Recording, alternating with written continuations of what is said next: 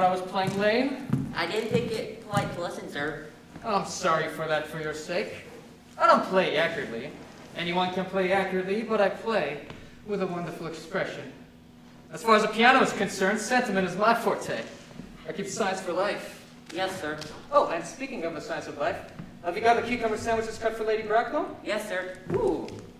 By the way, Lane, I see from your book that on Thursday nights, when Lord Showman and Mr. Worthing were dining with me, 8 bottles of champagne are entered as having been consumed. Yes, sir. 8 bottles and a pint.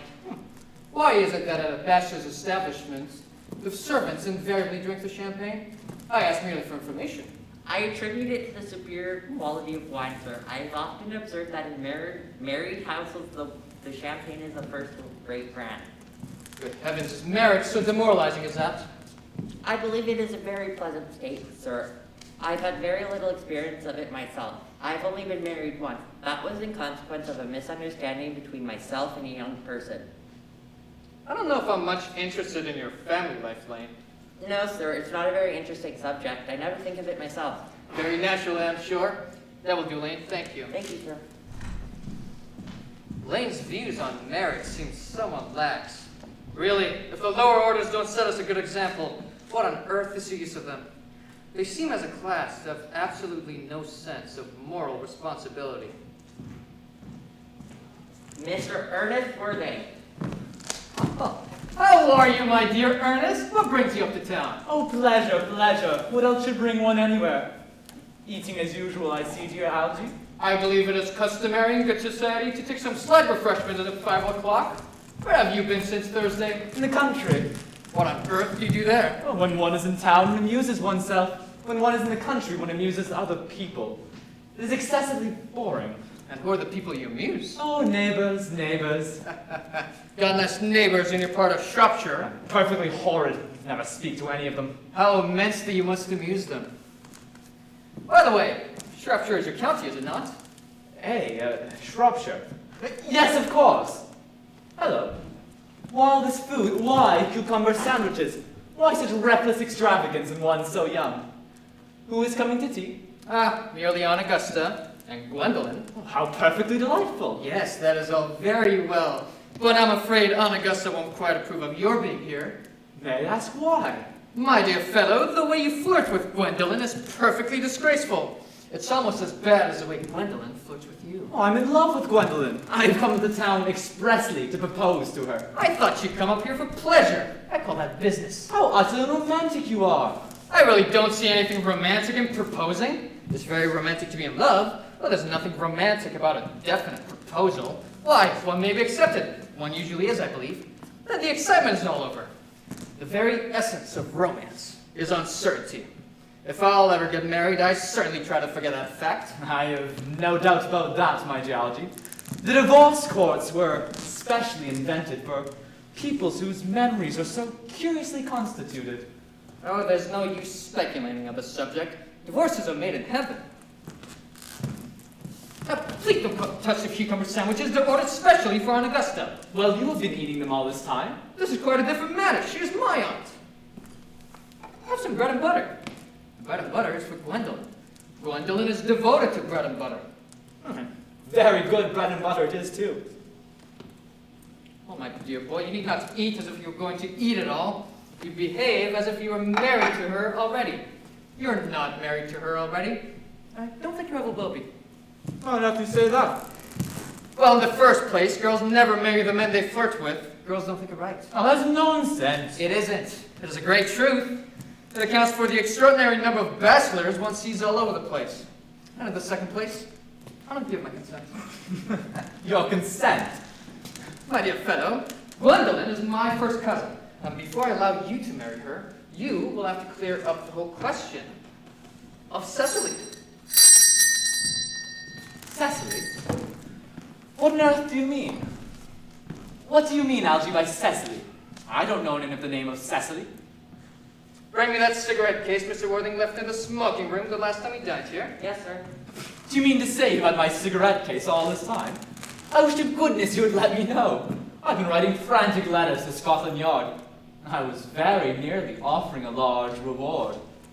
Well, I wish she would offer one. I happen to be more than usually hard up. There is no point in offering a large reward now that the thing is found. I think that is rather mean of you, Ernest, I must say. However, it makes no matter. For now, I take a look at the inscription inside. I find this thing isn't yours after all. Of course it's mine. You've seen me with it 100 times. And you've no right whatsoever to read what is written inside.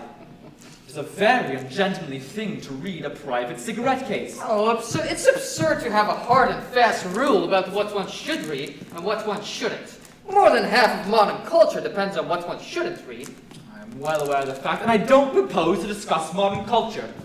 Isn't the sort of thing one should talk of in private. I simply want my cigarette case back. Yes, but this isn't your cigarette case. This cigarette case is a present from someone of the name of Cecily. And you said you don't know anyone of that name. If you want to know, she happens to be my aunt. Your aunt? Yes, a charming old lady she is too, lives at Tunbridge Wells. Just give it back to me, Algy. Well, why does she call herself Little Cecily if she is your aunt and lives at Tunbridge Wells?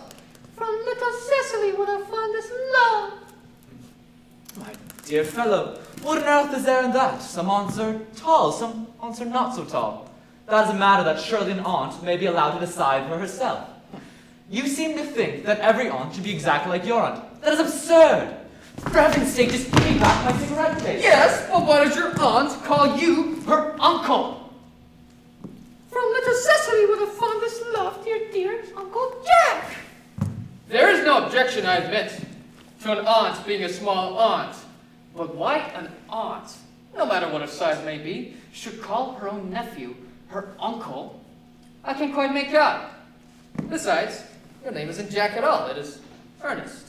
It isn't Ernest, it is Jack. You have always told me it was Ernest.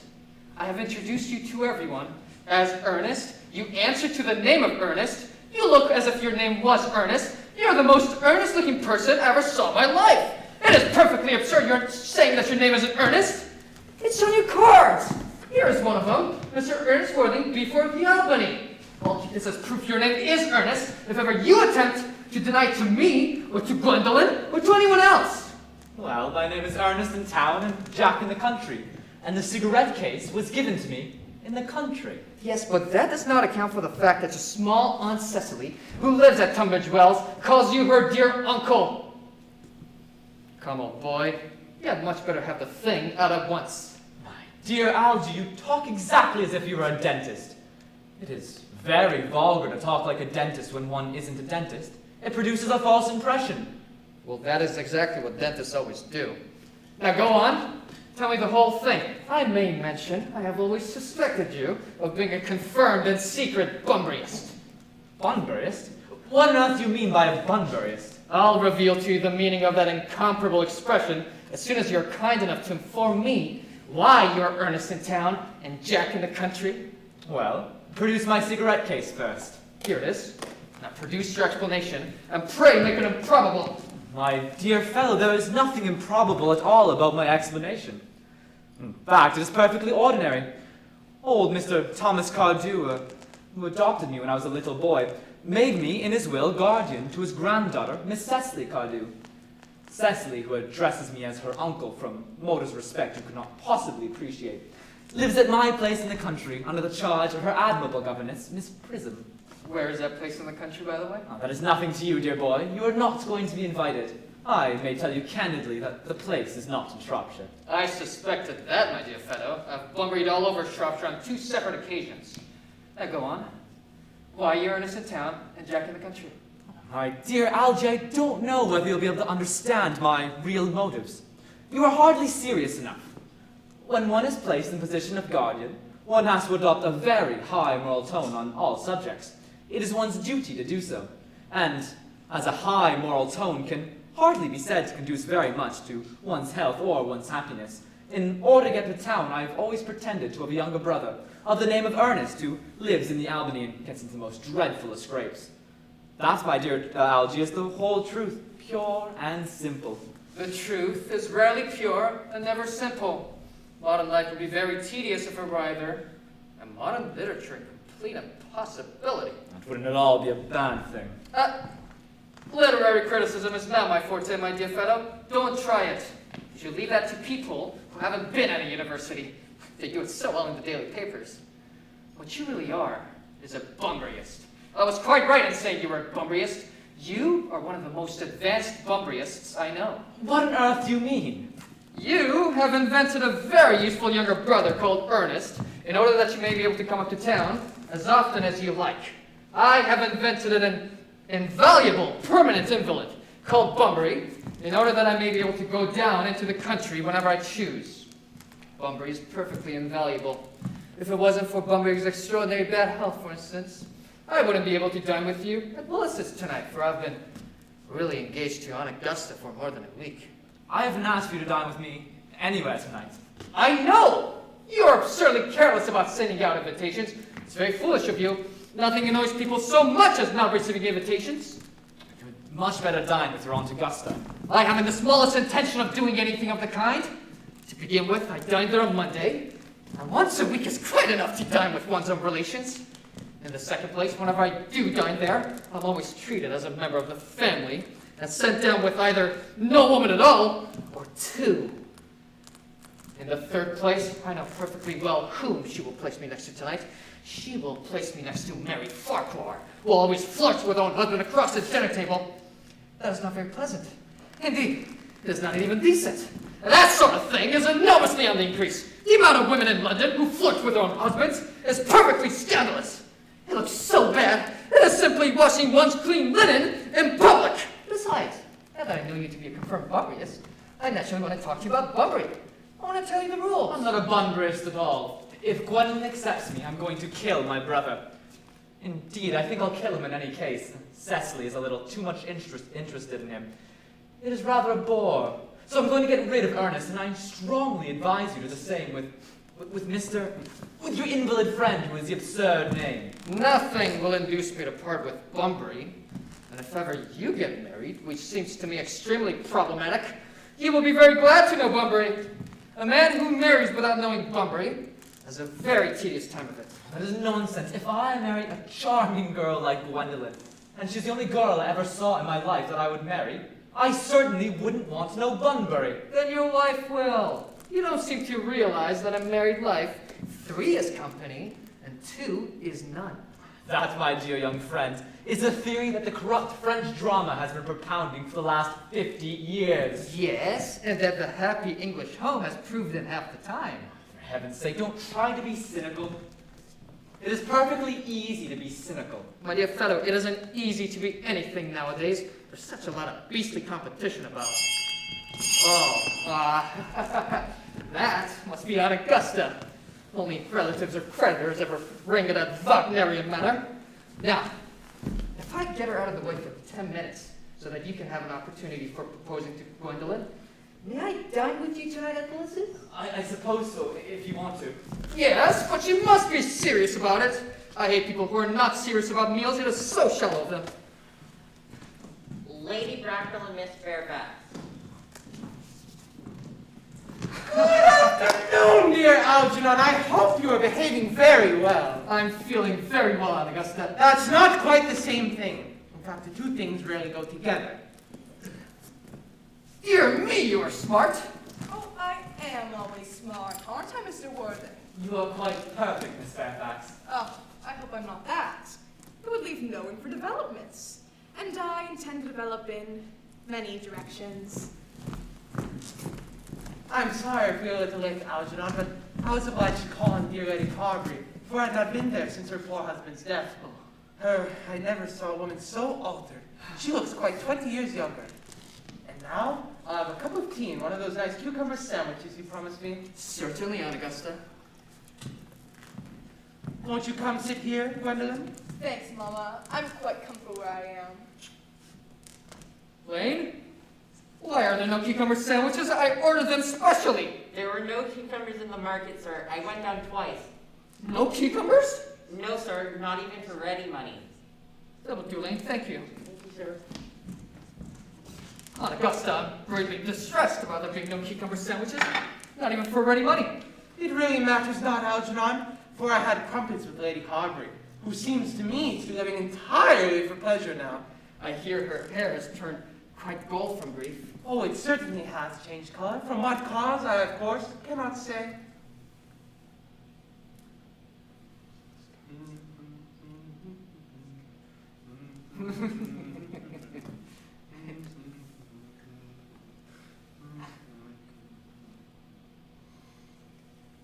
Thank you.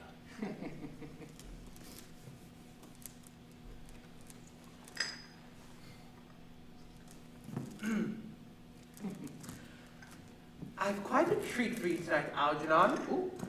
I will be sending you down with Mary Farquhar. She is such a nice woman and so attentive to her husband. It's delightful to watch them. I am afraid, Aunt Augusta, I shall have to give up the pleasure of dining with you tonight after all. I hope not, Algernon. It would put my table completely out. Your uncle would have to dine upstairs. Fortunately, he's accustomed to that. It is a great bore, and I need hardly say a terrible disappointment to me. But the fact is, I have just received a telegram to say that my poor friend Bunbury is very ill again. They seem to think I should be with them. It is very strange. This Mr. Bunbury seems to suffer from curiously bad health. Oh, yes, poor Bunbury is a dreadful invalid. Well, I must say, Algernon, that I think it is high time that Mr. Bunbury made up his mind on whether or not he was going to live or die. This shilly-shallying with the question is absurd. Nor do I in any way approve of the modern sympathy with invalids. I consider it morbid. Illness of any kind is hardly a thing to be encouraged in others. Health is the primary duty of life. I always tell you that to your poor uncle, but he never really seems to take much notice. As far as any improvements, his ailment goes. I should be much obliged if you would ask Mr. Bunbury from me to be kind enough to not have relapse on Saturday, for I rely on you to arrange my music for me. It is my last reception, and one wants something that will encourage conversation, particularly at the end of the season, when everyone has practically said whatever they had to say, which in most cases was probably not much. I'll speak to Bunbury, Aunt Augusta, if he is still conscious, and I think I can promise you he'll be all right by Saturday. Of course, the music is a great difficulty, you see. If one plays good music, people don't listen. And if one plays bad music, people don't talk. But I'll run over the program I've drawn out if you will kindly come into the next room for a moment. Thank you, Algernon. It is very thoughtful of you. I'm sure the program will be delightful. After a few expurgations, French songs I cannot possibly allow. People seem to think that they are improper and either look shocked, which is vulgar, or laugh, which is worse. But German sounds a thoroughly respectable language, and indeed, I believe is so. Gwendolyn, you will accompany me. Certainly, Mama.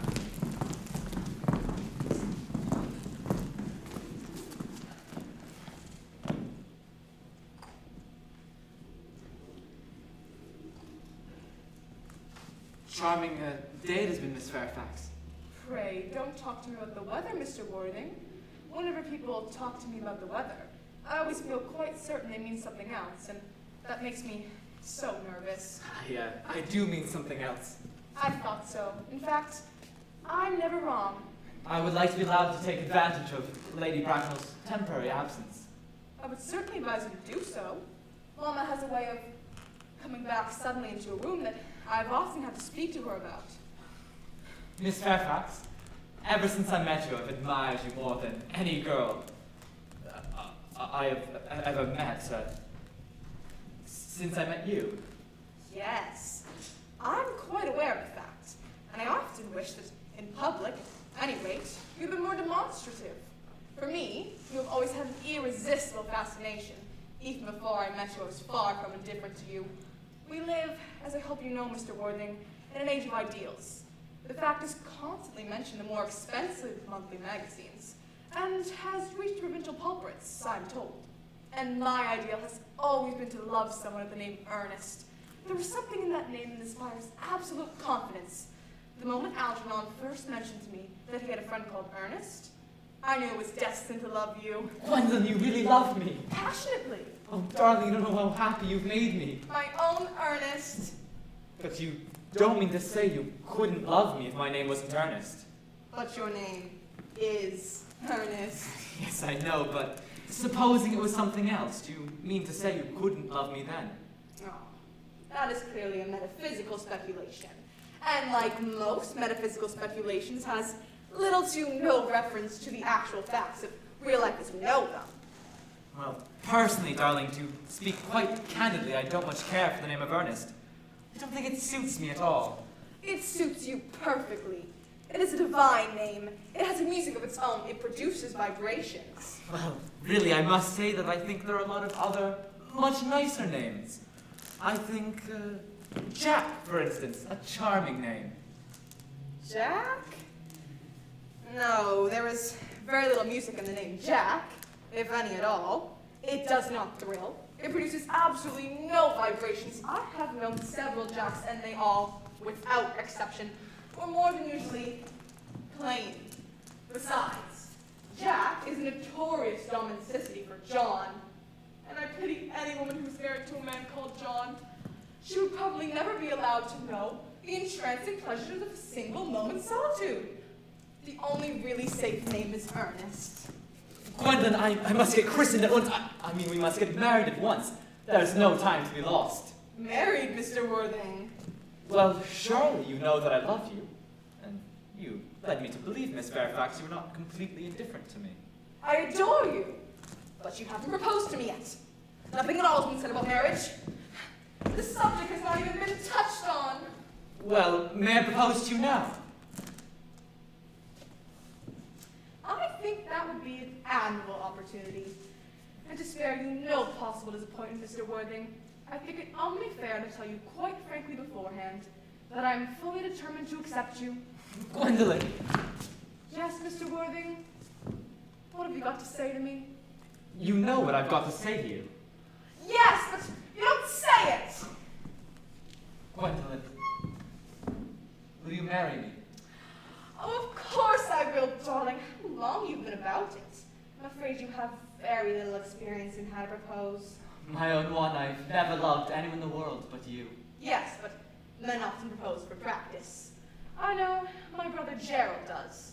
All my girlfriends tell me so. What wonderfully blue eyes you have, Ernest. They're quite blue.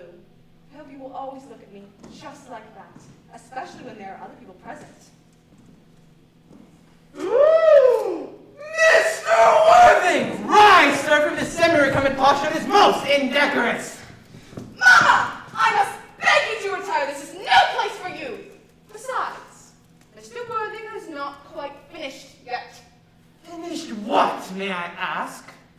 I am engaged to Mr. Worthing, Mama. Pardon me? You are not engaged to anyone. When you do become engaged to someone, I or your father should self-permit him to inform you of the fact. An engagement should come on a young girl as a surprise. Pleasant or unpleasant as the case may be, it is hardly a matter that she could be allowed to arrange for herself. And now, I have a few questions to put to you, Mr. Worthing.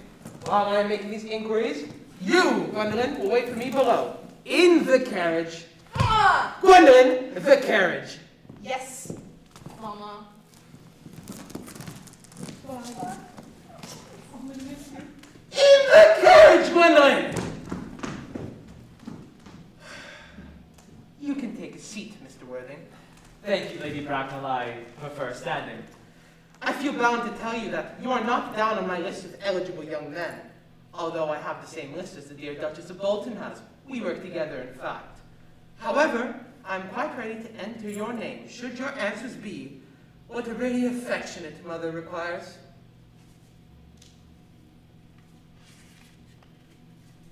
Do you smoke? Well, yes, I must admit I smoke. I'm glad to hear it. A man should always have an occupation of some kind. There are far too many idle men in London as it is. How old are you? 29. A very good age to get married at. I have always been of the opinion that a man who desires to get married should know everything or nothing. Which do you know? I know nothing, Lady Bracknell.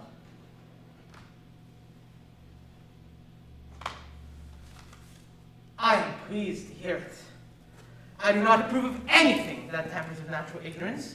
Ignorance is like a delicate, exotic fruit. Touch it, and the bloom is gone. Fortunately in England, at any rate. I mean, the whole theory of modern education is radically unsound. And fortunately in England, at any rate, education produces no effect whatsoever. If it did, it would prove a serious threat to the upper class and probably lead to acts of violence in Grosvenor Square. What is your income? Between 7,000 and 8,000 a year. In land or in investments? In investments, chiefly. That is satisfactory. What between the duties expected of one during one's lifetime and the duties exacted from one after one's death, land has ceased to be either a profit or a pleasure. It gives one position and prevents one from keeping it up. That is all that can be said about land. I own a country house with some land, of course, attached to it. About 1,500 acres, I believe. But I don't depend on that for my real income. As far as I can make out, the poachers are the only people who make anything out of it. A country house? How many bedrooms? Well, that point can be cleared up afterwards.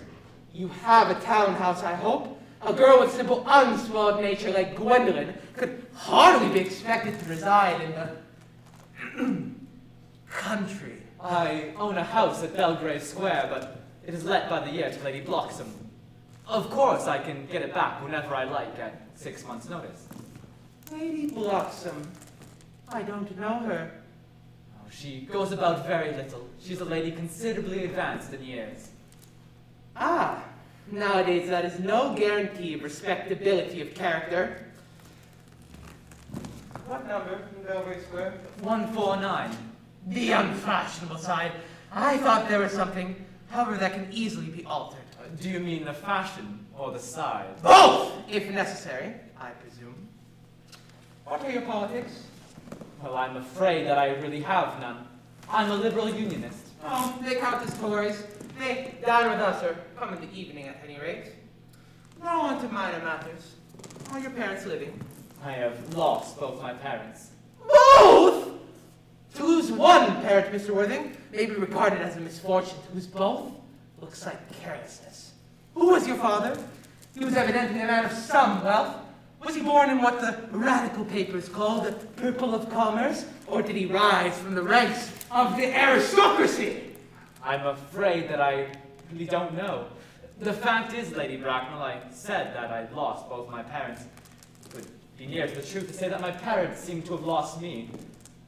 Don't know who I am by birth. I was found. Found? The late Mr. Thomas Cardew, an old gentleman of a very kindly and charitable disposition, found me and gave me the name of Worthing because he happened to have a first-class ticket to Worthing in his pocket at the time. Worthing is a place in Sussex. It is a seaside resort. Where did the charitable gentleman who had a first-class ticket to the seaside resort find you? In a handbag.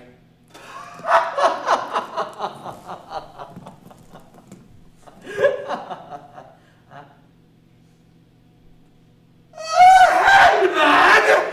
Yes, Lady Bracknell, I was in a handbag, a somewhat large, brown leather handbag with handles to it. An ordinary handbag, in fact. In what locality did this Mr. James or Thomas Cardew come across this ordinary handbag? In the cloakroom at Victoria Station. It was given to a mistake for his own. The cloakroom at Victoria Station? Yes, the Brighton line. The line is the material. Mr. Worthing, I confess, I feel somewhat bewildered by what you've just told me.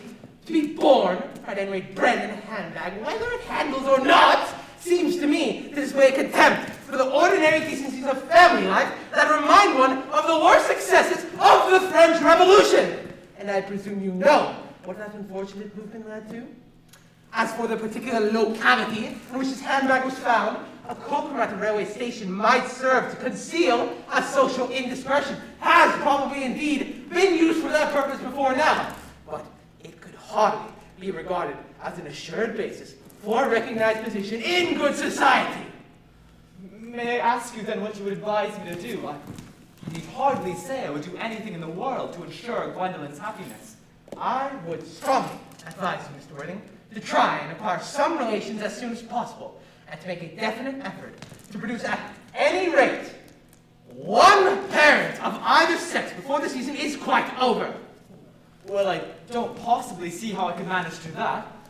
I can produce the handbag at any moment. It is in my dressing room at home. I really think that should satisfy you, Lady Bracknell. Me, sir? What has it to do with me? You could hardly imagine that Lord Bracknell and I would ever dream of allowing our only daughter, a girl brought up with the utmost care, to marry into a cloakroom, perform alliance with a parcel? Good morning, Mr. Worthing. Good morning.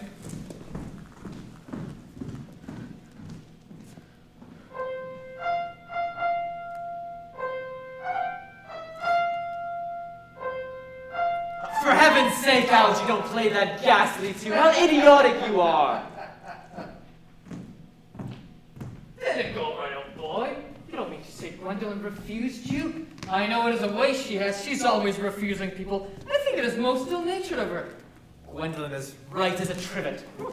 As far as she is concerned, we are engaged. Her mother's completely unbearable. Never met such a gorgon.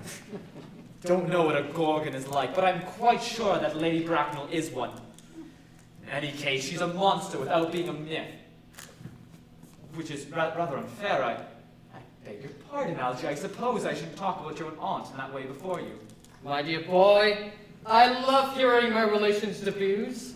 It is the only thing that makes me put up with them at all. Relations are simply a tedious pack of people who haven't got the remotest knowledge of how to live, nor the smallest instinct about when to die. That is nonsense. It isn't. Well, I won't argue about the matter with you. You always want to argue about things. Well, that is exactly what things were originally made for. Upon my word, if I thought that I'd shoot myself. I don't think there's any chance of Gwendolyn becoming like her mother in, say, 150 years, do you, Algy? All women become like their mothers. That is their tragedy. No man does. That's his. Is that clever? It is perfectly phrased, and quite as true as any observation as civilized life should be. Sick to death of cleverness. Everybody is clever nowadays. You can't go anywhere without meeting clever people. The thing has become an absolute public nuisance. I wish to goodness we'd have few fools left. We have I should extremely like to meet them. What do they talk about? the fools. Ah, about the clever people, of course. What fools? By the way, have you told Gwendolyn the truth about your being Earnest in town and Jack in the country? Truth isn't the sort of thing one tells a nice, sweet, refined girl. What extraordinary ideas you have about the way to behave to a woman. The only way to behave to a woman is to make love to her if she is pretty, and to someone else if she is plain. This is nonsense. Well, what about your brother? What about the profligate Earnest? Oh, by the end of the week I shall have got rid of him. I shall say he died in Paris of apoplexy. Lots of people die of apoplexy quite suddenly, don't they? Yes, but it's hereditary, my dear fellow. It's a sort of thing that runs in families. You had much better say a severe chill. Are you sure that a severe chill is not hereditary or anything of the kind? Of course it isn't. Very well. My poor brother Ernest is carried off suddenly in Paris. That gets rid of him. But I thought you said that Miss Cardew was a little too much interested in your poor brother Ernest. Won't she feel his loss a good deal? Oh, that is quite all right. Cecily is not a silly romantic girl, I am glad to say. She's got a capital appetite, goes on long walks, and pays no attention at all to her lessons. I would rather like to see Cecily. I will take very good care you never do. She's excessively pretty and only just 18. Have you told Gwendolyn yet that you have an excessively pretty ward who is only just 18? One doesn't blurt these things out to people. Gwendolyn and Cecily are perfectly certain to be extremely great friends. I bet you anything you like, half an hour after they met, they'll be calling each other sister. Women only do that when they have called each other a lot of other things first. Now, my dear boy, if we want to get a good table at Willis's, we really must go and dress. Do you know it is nearly 7? It's almost always nearly 7. Well, I'm hungry. I never knew you when you weren't. Ooh, what should we do after dinner? Go to the theater? No, I loathe listening. Well, let us go to the club. No, I hate talking. Well, we might trot round to Empire at 10. No, I can't bear looking at things. Well, what shall we It's do? so silly. What shall we do? Nothing. Oh, it is awfully hard work doing nothing! However, I do not mind work when there is no definite object of any kind. Miss Fairfax. Gwendolyn, upon my word. Algie, kindly turn your back, please. I have something very particular to say to Mr. Worthing. Really, Gwendolyn, I don't think I can allow this at all. Algie, you always adopt a strictly immoral attitude toward life. You are not quite old enough to do that. My own darling. Ernest, we may never be married. From the expression on woman's face, I fear we never shall. Few parents nowadays pay any regard to what their children say to them. The old-fashioned respect for the young is fast dying out. Whatever influence I had over Mama, I lost at the age of 3. But although she may prevent us from becoming man in life, and I may marry someone else, and marry often, there is nothing that she can possibly do that can alter my eternal devotion to you. Dear Gwendolyn. The story of your romantic origin, as related to me, my mama, with unpleasing comments, has naturally stirred the deepest fibers of my nature. Your Christian name has an irresistible fascination. The simplicity of your character makes you exquisitely incomprehensible to me. Your town address at the Albany I have. What is your address in the country? The Manor House at Walton, Hertfordshire.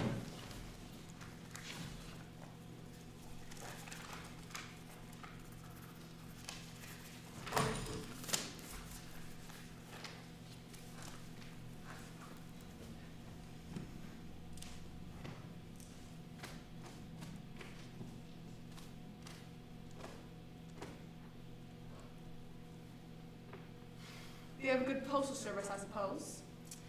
It may be necessary to do something desperate. That, of course, would require serious consideration. My own one.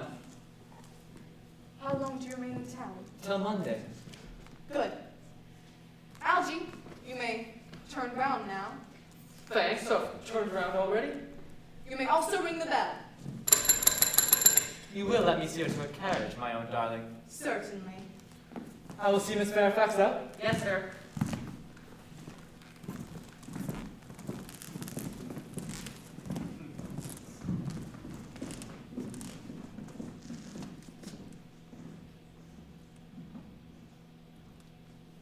A glass of sherry, Lane. Yes, sir. Tomorrow, Lane, I'm going Bunbury. Yes, sir. I can put my dress clothes, my smoking jacket, all the Bunbury suits. Yes, sir.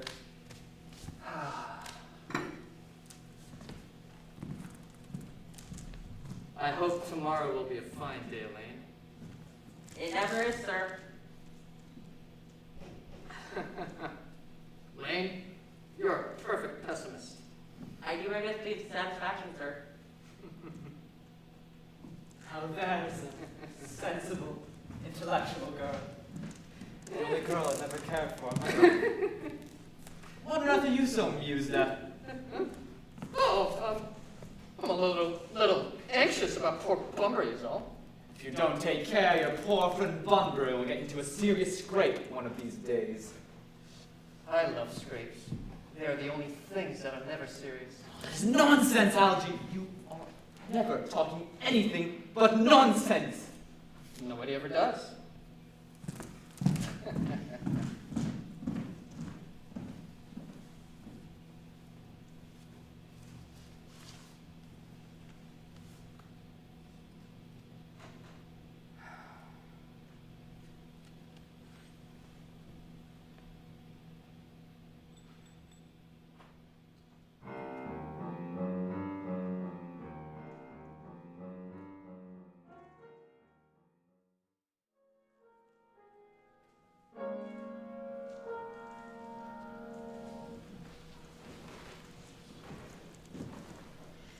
Cecily. Surely such a utilitarian occupation as the watering of flowers is rather Moulton's duty than yours, especially especially at a moment when intellectual pleasures await you. Your German grammar is on the table. Pray open it at page 15. We will repeat yesterday's lesson. But I don't like German. It isn't at all a becoming language. I know perfectly well I look quite plain after my German lesson. Child, you know how anxious your guardian is that you should improve yourself in every way. He laid particular stress on your German as he was leaving for town yesterday. Indeed, he always lays stress on your German as he is leaving for town. Dear Uncle Jack is so very serious. Sometimes he is so serious that I think he cannot be quite well. Your guardian enjoys the best of health, and his gravity of demeanor is especially to be commended in one so comparatively young as he is. I know no one who has a higher sense of duty and responsibility. I suppose that's why he often looks a little bored when we three are together. Cecily, I am surprised at you. Mr. Worthing has many troubles in his life. Idle merriment and triviality would be out of place in his conversation. You must remember his constant anxiety about that unfortunate young man, his brother. I wish Uncle Jack would allow that unfortunate young man, his brother, to come down here sometime. We might have a good influence over him, Miss Prism. I'm sure you certainly would. You know, German and geology and things of that kind can influence a man very much. Oh, I'm not sure that even I could produce any effect on a character that, according to his own brother's admission, is irretrievably weak and vacillating. Indeed, I'm not sure that I would desire to reclaim him. I'm not in favor of this modern mania for turning good people into bad people at a moment's notice. As a man sows, so let him reap. But you must put away your diary, Cecily. I really don't see why you should keep a diary at all. I keep a diary in order to enter the wonderful secrets of my life. If I didn't write them down, I should probably forget all about them. Memory, dear Cecily, is a diary that we all carry about with us. Yes, but it usually chronicles the things that have never happened, couldn't possibly have happened. I believe that memory is responsible for nearly all the 3-volume novels that Moody sends us. Do not speak slightingly of the 3-volume novels. I wrote one myself in earlier days. Oh, did you really, Miss Prism? How wonderfully clever you are. Oh, I hope it did not end happily. I don't like novels that end happily. Well, They depress me. the good ended happily and the bad unhappily. That is what fiction means.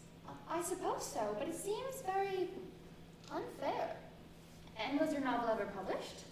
Oh, alas, no. The manuscript, unfortunately, was abandoned.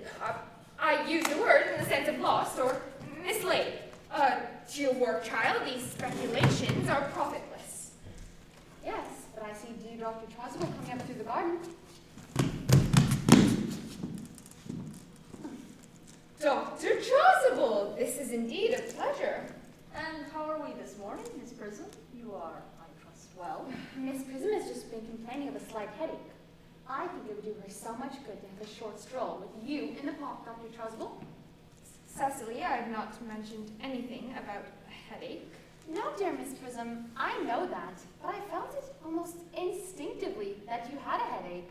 Indeed, I was thinking about that and not about my German lesson when the rector came in. I hope, Cecily, you are not inattentive. Well, I'm afraid I am. That is strange. Were I fortunate enough to be Miss Prism's pupil, I would hang upon her lips. I spoke metaphorically. My metaphor was drawn from bees. Mr. Worthing, I suppose, has not returned from town yet? Oh, we do not expect him till Monday afternoon. Ah, yes, he usually likes to spend his Sunday in London. He's not one of those whose sole aim is enjoyment, as by all accounts that unfortunate young man, his brother, seems to be. But I must not disturb Egeria and her people any longer. Egeria, my name is Laetitia, Doctor. A classical illusion merely, drawn from the pagan authors. I shall see you both, no doubt, at Evensong. I think, dear Doctor, I will have a stroll with you. I find I have a headache, after all, and a walk might do good. With pleasure, Miss Prism, with pleasure. We might go as far as the schools and back. That would be delightful. Cecily, you will read your political economy in my absence. The chapter on the fall of the rupee, you may admit, it is somewhat too sensational. Even these metallic problems have their melodramatic side.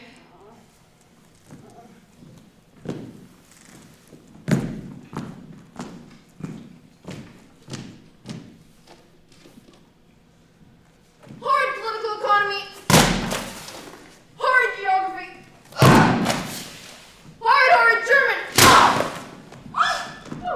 Mr. Ernest Worthing has just driven over from the station. He has brought his luggage with him. Mr. Ernest Worthing before the Albany West. Uncle Jack's brother! Did you tell him Mr. Worthing was in town? Yes, miss. He seemed very much disappointed. I mentioned that you and Miss Prism were in the garden. He said he was anxious to speak to you privately for a moment. Ask Mr. Ernest Worthing to come here. I suppose you'd better talk to the housekeeper about a room for him. Yes, miss. I've never met any really wicked person before. I feel rather frightened. I'm so afraid he will look just like everyone else. He does. Huh. You are my little cousin Cecily, I'm sure. You are under some strange mistake. I am not little. In fact, I believe I am more than usually tall for my age. But I am your cousin Cecily. You, I can see from your card, are Uncle Jack's brother, my cousin Ernest. My wicked cousin Ernest. Oh, not really wicked at all, cousin Cecily. You mustn't think that I am wicked. If you were not, then you've certainly been deceiving us all in a very inexcusable manner. I hope you've not been leading a double life, pretending to be wicked and then being really good all the time. That would be hypocrisy. Of course, I have been rather reckless. I'm glad to hear it. In fact, now you mention the subject, I've been very bad in my own small way. I don't think you should be so proud of that, although I'm sure it must have been very pleasant. It is much pleasanter being here with you. I can't understand how you're here at all. Uncle Jack won't be back until Monday afternoon. That is a great disappointment. I am obliged to go up by the first train on Monday morning. I have a business appointment I am anxious to miss. Couldn't you miss it anywhere but in London? No, the appointment is in London. Well, I know, of course, how important it is not to keep business engagement if one wants to retain any of the sense of the beauty of life. But I still think you would better wait until Uncle Jack arrives. I know he wants to talk to you about your emigrating. About my what? You're emigrating. He's going up to buy your outfits. I certainly wouldn't let Jack buy my outfit. He has no taste in neckties at all. I don't think you will require neckties. Uncle Jack is sending you to Australia. Australia? I'd sooner die. Well, he said at dinner on Wednesday night that you'd have to choose between this world, the next world, and Australia. Oh well, the accounts I have received of Australia and the next world aren't particularly encouraging. This world is good enough for me, cousin Cecily. Yes, but are you good enough for it? I'm afraid I'm not that. That is why I want you to reform me. You might make that your mission if you don't mind, cousin Cecily. I'm afraid I have no time this afternoon. Well, would you mind my reforming myself this afternoon? It is rather quixotic of you, but I think you should try. I will.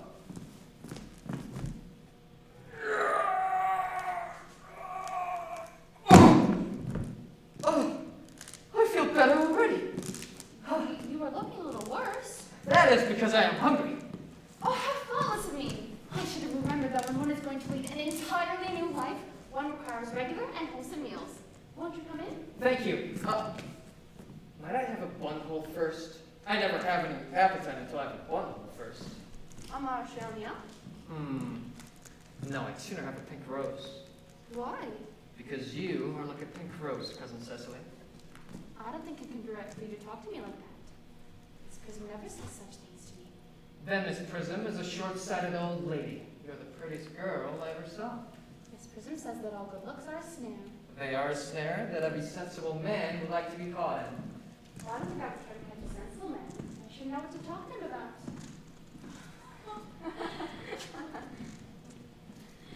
Well, you are too much much alone, Dr. Chasuble. You should get married. A misanthrope I can understand, a womanthrope never. Believe me, I do not deserve so neologistic a phrase. The precept as well as the practice of the primitive church was distinctly against matrimony. Well, that is obviously the reason why the primitive church has not lasted up to present day. And you do not seem to realize, dear doctor, that by persistently remaining single, a man converts himself into a permanent public temptation. Men should be more careful. This very celibacy leads weaker vessels astray. But is a man not equally attractive when married? No married man is ever attractive except to his wife. And often, I've been told, not even to her. Well, that depends on the intellectual sympathies of a woman. Maturity can always be depended on. Ripeness can be trusted. Young women are green. I spoke horticulturally. My metaphor was drawn from fruits. But, where's Cecily? Perhaps she followed us to the schools.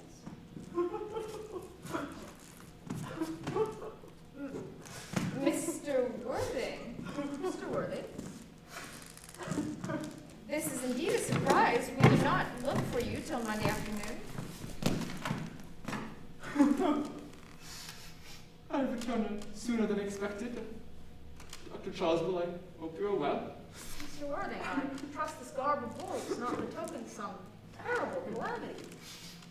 My brother. More shameful debts and extravagance. Still leading his life of pleasure? Dead. Your brother Ernest, dead. Quite dead. What a lesson for him. I trust he will profit by it. Mr. Worthing, I offer you my sincere condolence. You have at least the consolation of knowing you were always and always the most generous and forgiving of brothers. Were you with him at the end? No, he died abroad in Earnest, in fact. I had a telegram last night from the manager of the Grand Hotel. Was the cause of death mentioned? A severe chill, it seems. As a man sows, so shall he reap. Charity, Miss Prism, charity. None of us are perfect. I myself am peculiarly susceptible to tragedies. Will the interment take place here? No, he seemed to have expressed a desire to be buried in Paris. In Paris? Well, that hardly points to any very serious state of mind at the last. You would no doubt wish me to make some slight allusion to the tragic domestic affliction next Sunday. My sermon on the meaning of the man in the wilderness can be adapted to almost any occasion, distressing or, as in the present case. I have preached it at harvest celebrations, christenings, confirmations, days of humiliation, and festal days.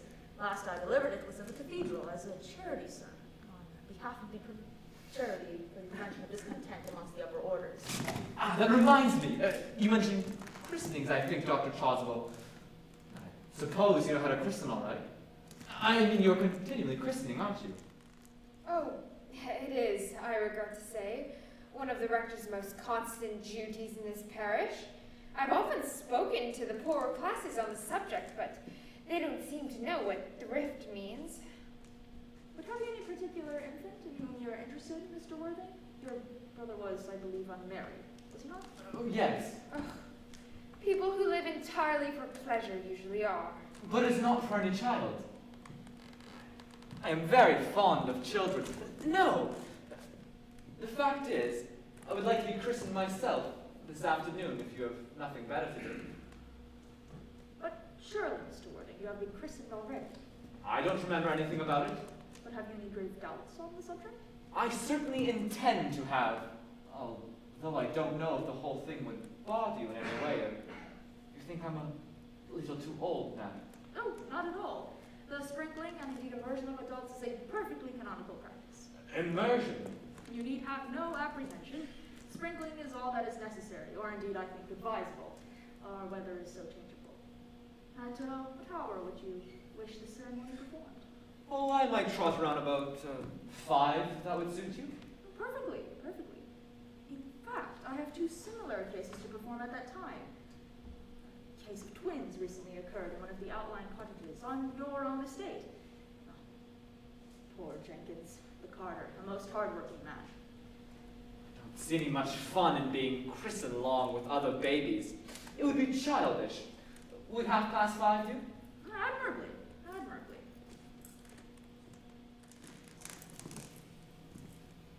And now, dear Mr. Worthing, I will not intrude any longer into the house of sorrow. I would really beg you not to be too bowed down by grief. Blessings of bitter trials are often blessings in disguise.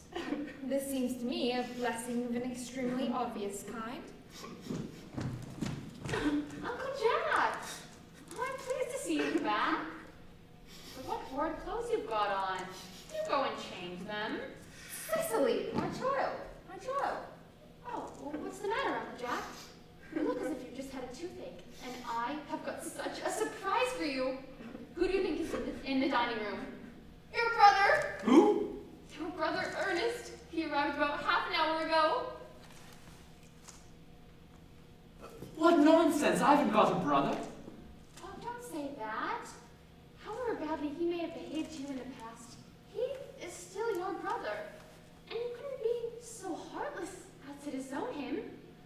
I'll tell Ernest to come out, and you will shake hands with him. Won't you, Uncle Jack? Why, these are very joyful tidings. After we had all been resigned to his loss, his sudden return seems to me peculiarly distressing. My brother in the dining room? I don't know what it all means. I think it is perfectly absurd. Could you possibly show me that heavens wine? Brother John! I have come down from town to tell you that I'm very sorry for all the trouble I have given you, and that I intend to lead a better life in the future.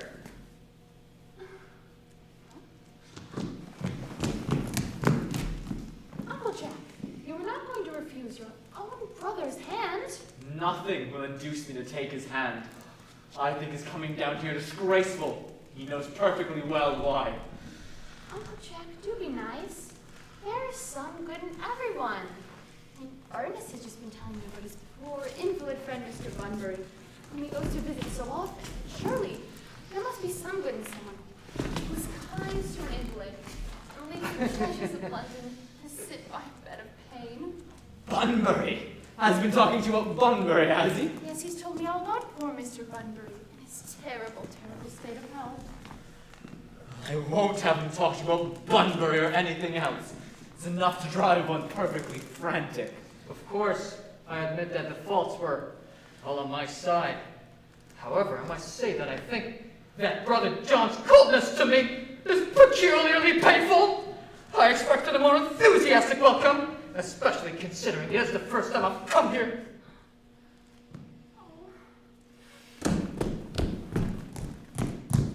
Uncle Jack, if you don't shake hands with Ernest, I will never forgive you. Never forgive me. Never, never, never. Well, it's the last time I shall ever do it. It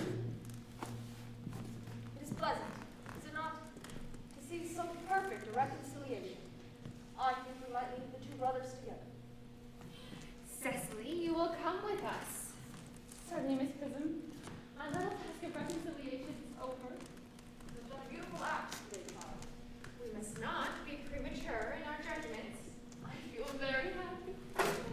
You young scoundrel! Algy! You must get out of this place as soon as possible! I can't allow me Bunbury here! I've put Mr. Ernest's things in the room next to yours, sir. I suppose that is all right. What? Mr. Ernest's luggage, sir. I've unpacked it and put it in the room next to your own. His luggage. Yes, sir. Three portmanteaus, just in case. 2 hot boxes and a large luncheon basket. I'm afraid I can't stay more than a week this time. Merriman, order the dog caught at once. Mr. Ernest has suddenly been called back to town. Yes, sir. What a fearful liar you are, Jack. I haven't been called back to town at all. Yes, you have.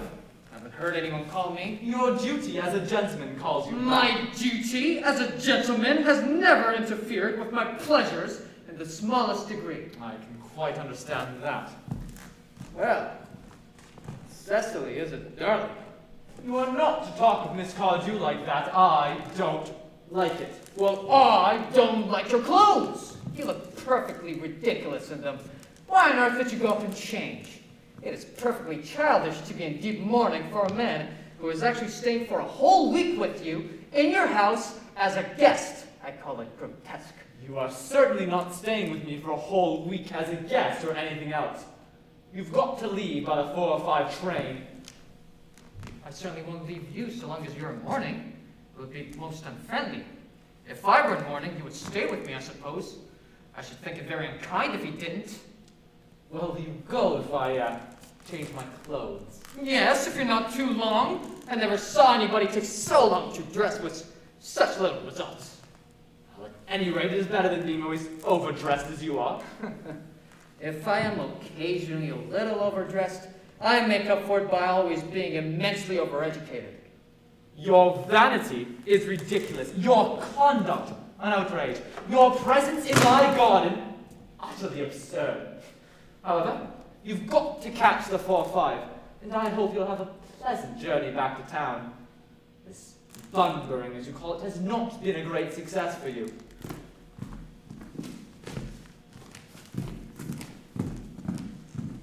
I think it has been a great success. I'm in love with Cecily. That is everything. But I must see her before I go and make arrangements for another bunbury. Ah, there she is. Oh, I merely came back to water the roses. I thought you were with Uncle Jack. He's gone to order the dog cart for me. Oh, is he going to take you for a nice drive? He's going to send me away. Then have we got to part? I'm afraid so. It is a very painful parting. It is always painful to part from people one is known for a very brief space of time. The absence of old friends one can endure with equanimity.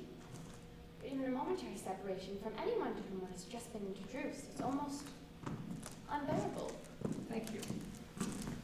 The dog cart is waiting, sir. It can wait, Merriman, for 5 minutes. Yes, miss. I hope I shall not offend you, Cecily, if I state quite frankly and openly that you seem to me to be in every way the visible personification of absolute perfection. Oh, I think your frankness does you great credit, Ernest. If you allow me, I will copy your remarks into my diary. Do you really keep a diary? I'd give anything to take a look at it, may I? Oh, no. You see, it is simply a very young girl's record of her own thoughts and feelings, and consequently meant for publication. And when it appears in volume form, I hope you will order a copy. Pray, Ernest. Don't stop. I delight in taking down from dictation. I've reached absolute perfection. You can go on. I'm quite ready for more. Oh, don't cough, Ernest. When one is dictating, one should speak fluently and not cough. Besides, I don't know how to spell a cough. Cecily, ever since I first looked upon your wonderful and incomparable beauty, I have dared to love you wildly, passionately, devotedly, hopelessly. I don't think you should tell me that you love me wildly, passionately, devotedly, hopelessly. Hopelessly doesn't seem to make much sense now, does it? Cecily. The dog cart is waiting, sir! Tell him to come round next week at the same hour!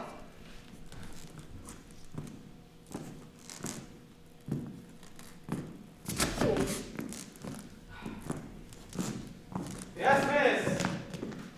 Uncle Jack would be very annoyed if he knew you were staying on until next week at the same hour. Oh, I don't care about Jack. I don't care for anybody in the whole world but you.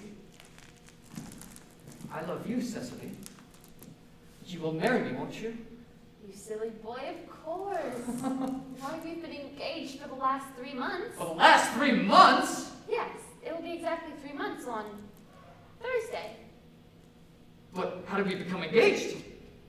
Well, ever since dear Uncle Jack confessed to us that he had a younger brother who was very wicked and bad, you, of course, have formed the chief topic of conversation between myself and Miss Prism. And, of course, the man who was much talked about is always very attractive. One feels there must be something in him after all. I dare say it was foolish of me, but I fell in love with you, Ernest. Darling, and when was the engagement actually settled? On the 14th of February last. Worn out by your entire ignorance of my existence, I determined to end the matter one way or the other. And after a long struggle with myself, I accepted you under this dear old archway here. The next day I bought this little ring in your name. And this is the bangle with the true lover's knot that I promised you always to wear. Did I give you this? It's very pretty, isn't it? Yes, you've wonderfully good taste, Ernest. It's the excuse I've always given for your leading such a bad life. And this is the box in which I keep all your dear letters. My letters? But my own sweet Cecily, I've never written you any letters. You need hardly remind me of that, Ernest. I remember only too well I was forced to write your letters for you. I wrote 3 times a week, sometimes oftener. Oh, do let me read them, Cecily. Oh, no, I couldn't possibly. The 3 you wrote me after I had broken off the engagement are so beautiful and so badly spelled that even now I can hardly look at them without crying a little. But was our engagement ever broken off? Yes, on the 22nd of last March. You can see the entry if you'd like.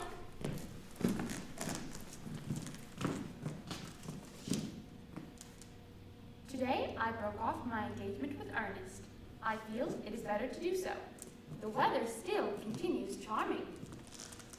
But why on earth did you break it off? What had I done? I had done nothing at all. Cecily, I am very much hurt and piqued to hear you broke it off, particularly when the weather was so charming. Well, it would have hardly been a really serious engagement if it hadn't been broken off at least once. But I forgave you before the week was out. Oh, what a perfect angel you are, Cecily. My dear romantic boy. I hope your hair curls naturally, does it? Yes, darling, with a little help from others. I'm so glad. You'll never break off our engagement again, Cecily. I don't think I could break it off now that I've actually met. Besides, of course, there's still the question of your name. Yes, of course. You must not laugh at me, darling, but it has always been a girlish dream of mine to love a person whose name was Earnest. There is something in that name that seems to inspire absolute confidence. I pity any poor married woman whose husband is not called Earnest. But my dear child, do you mean to say you could not love me if I had some other name? Oh, but what other name? Oh, any name you like. Algernon, for instance. Oh, but I don't like the name of Algernon. Well, my own dear, sweet, loving little darling, I really can't see why you should object to the name of Algernon. It is not at all a bad name. In fact, it is rather an aristocratic name. Half of the chaps who get into the bankruptcy court are called Algernon. But seriously, Cecily, if my name was Algie, couldn't you love me?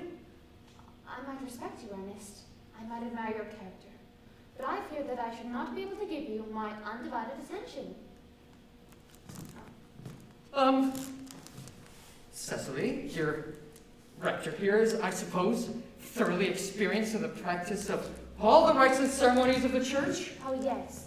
Dr. Chasuble is a most learned man. He has never written a single book, so you can imagine how much he knows. I must see him at once on a most important christening. I mean, on most important business. Oh? I shan't be away more than half an hour.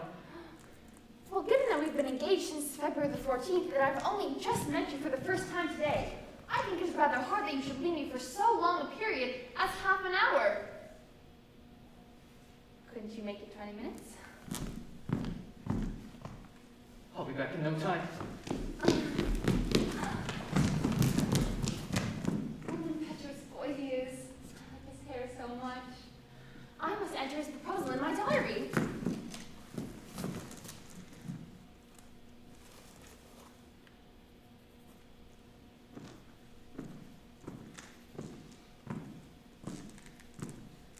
Miss Fairfax has called to see Mr. Worthing on some important business. Miss Oh. Fairfax states. Isn't Mr. Worthing in his library? Mr. Worthing went over in the direction of the rectory some time ago.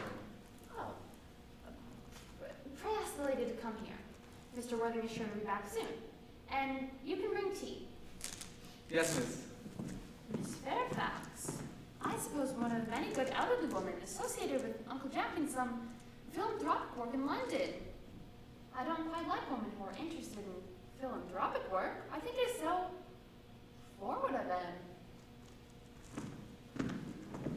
Miss Fairfax? Oh. Pray let me introduce myself to you. My name is...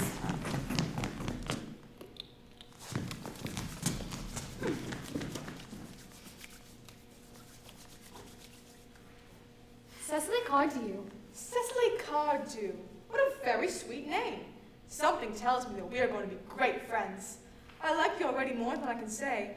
My first impressions of people are never wrong. How nice of you to like me so much after we've known each other such a comparatively short time. Try sit down. I'm going to call you Cecily. May I not? With pleasure. And you will always call me Gwendolyn, won't you? If you wish. Then that is all quite settled, is it not? I hope so. Perhaps this may be a favorable opportunity for mentioning who I am. My father is Lord Grapnell. You have heard of Papa, I suppose? I don't think so. Outside the family circle, Papa, I am glad to say, is entirely unknown. I think that is quite as it should be. The home, seems to me, to be the proper sphere of the man. And certainly once a man begins to neglect his domestic duties, he becomes painfully effeminate, does he not? And I don't like that. It makes men so very attractive. Cecily, Mama, whose views on education are remarkably strict, has brought me up to be extremely short-sighted. It is part of her system. So do you mind my looking at you through my glasses? Oh, not at all, Gwendolyn. I'm very fond of being looked at.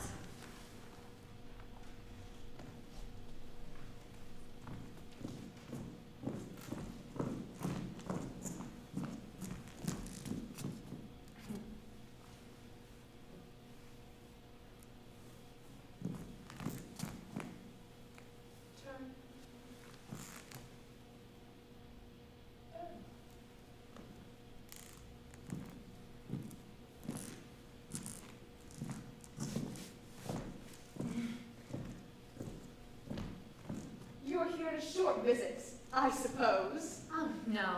I live here. Really? Your mother, no doubt, or some female relative of advanced years resides here also? Oh, no. I have no mother, nor in fact, any relations. Indeed. My dear guardian, along with the assistance of Miss Prism, has the arduous task of looking after me. Your guardian? Yes, I am Mr. Worthing's ward. Oh, it is strange he never mentioned to me that he had a ward. How secretive of him. He grows more interesting hourly. I cannot say, however, that this news inspires me with feelings of unmixed delight. I'm very fond of you, Cecily. I've liked you since I met you. But I'm bound to state, now that I know that you're Mr. Worthing's ward, I can't help expressing a wish that you were, well, just a little older than you seem to be and not quite so very alluring in appearance. In fact, if I may speak candidly... Oh, pray do, Gwendolyn. I think that whenever one has anything unpleasant to say, one should always be quite candid. Well, to speak with perfect candor, Cecily, I wish you were fully 42 and more than usually plain for your age. Ernest has a strong, upright nature. Deception would be as impossible to him as disloyalty. But even men of the noblest possible moral character are extremely susceptible to the influence of the physical charms of others. Modern, no less ancient history supplies us with many most painful examples of what I refer to. If it were not so, indeed, history would be quite unreadable. I beg your pardon, Gwendolyn, but did you say Ernest? Yes. Oh, but it is not Mr. Ernest Worthing who is my guardian. It is his brother, his elder brother.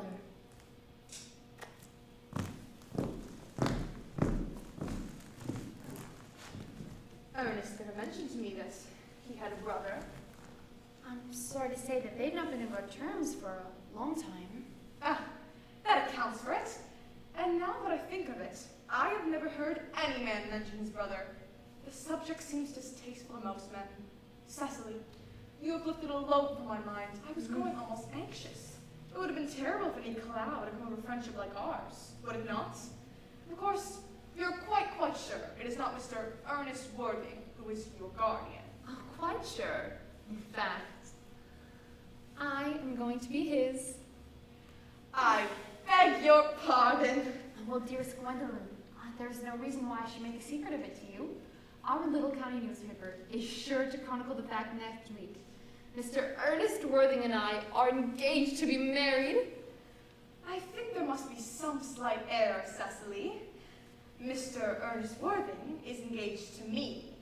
The announcement will appear on the Morning Post on Saturday at the latest. I'm afraid you must be under some misconception. Ernest proposed to me exactly 10 minutes ago.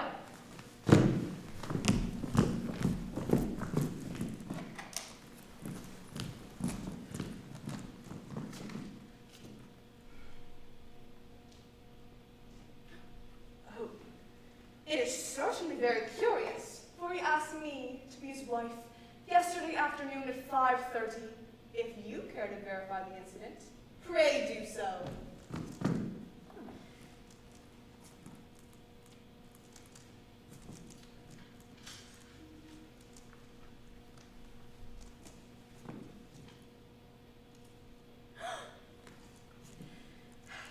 I never travel anywhere without my diary.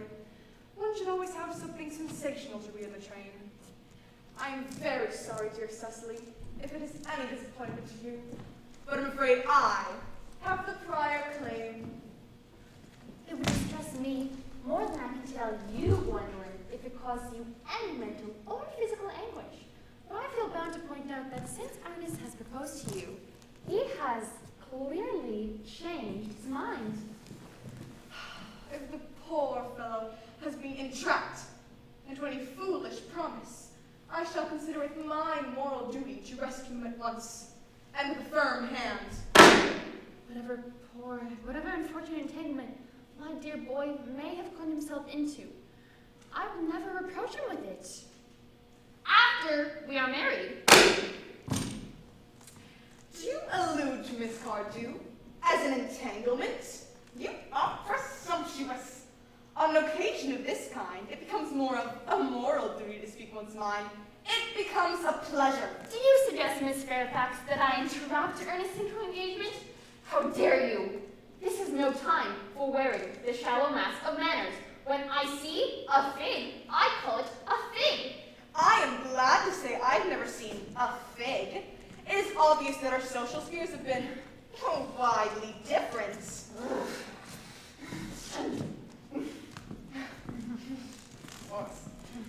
May I lay the tea here as usual, miss? Yes, as usual.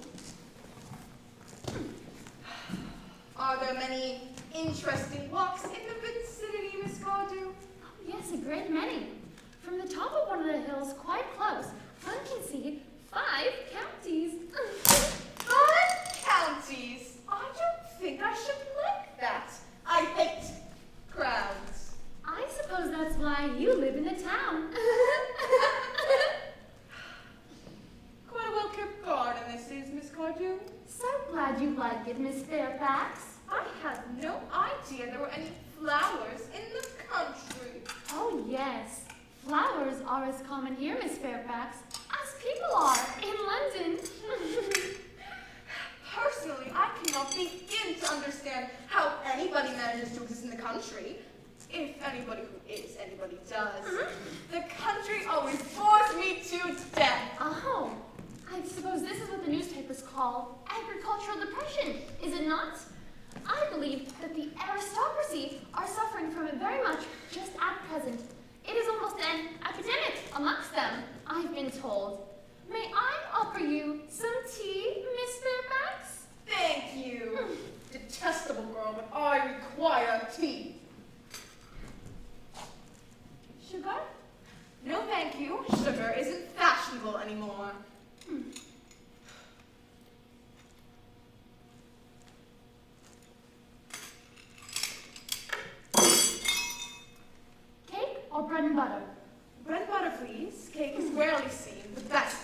nowadays.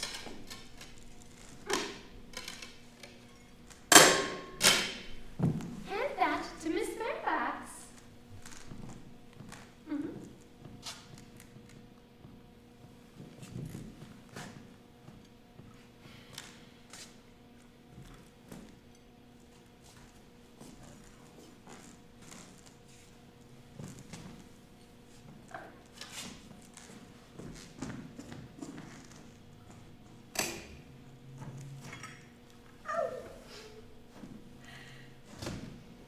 You have filled my tea with lumps of sugar, and though I wasn't as for bread and butter, you have given me cake.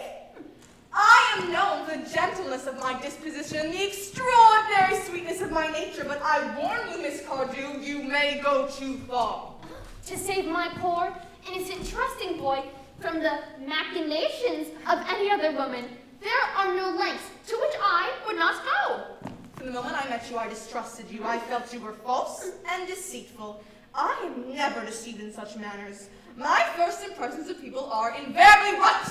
It seems to me, Miss Fairfax, that I'm trespassing on your valuable time. No doubt to me you have many other calls of similar character to make in the neighborhood. Ernest! Oh, my own Ernest. Gwendolyn, darling. A moment. May I ask if you were engaged to be married to this young lady? The dear little Cecily, of course not. We could have put such an idea into your pretty little head. Oh, thank you. You may. I knew there must be some misunderstanding, Miss Fairfax.